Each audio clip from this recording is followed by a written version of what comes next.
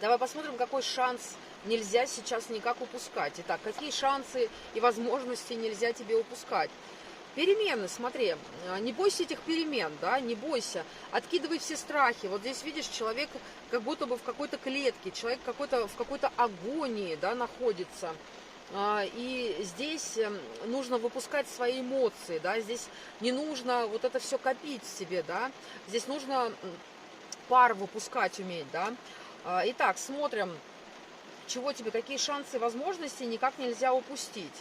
Вот если есть возможность тебе отдохнуть, расслабиться, побыть на природе, да, или просто поспать лишний час времени своего, пожалуйста, сделай это для себя, любимый или любимого, да, обязательно. Здесь нужна гармония, особенно женщинам, потому что женщине нужно быть в гармонии с природой, с миром, с матушкой землей, вот так. Что здесь еще, да, посмотрим, какие шансы и возможности нельзя никак тебе упускать.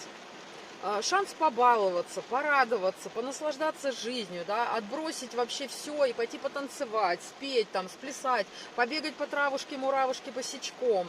Вот знаешь, вот просто какие-то такие мелкие бытовые радости, которые вот, ну, налезть себе чайка, кофейка наедине с собой, да, или, может быть, вот правда, здесь про природу, да, просто полежать на травке, да, сейчас вот, может, у кого-то там погода плохая, как у меня, да, но ничего, это все пройдет, обязательно пройдет. Поставь себе какие-то звуки природы, послушай, вот, полежи в тишине, обрати внимание на себя внутри, что ты хочешь, чего ты хочешь сейчас. Может быть, ты просто хочешь полежать и ничего не делать, так позволь себе это классно.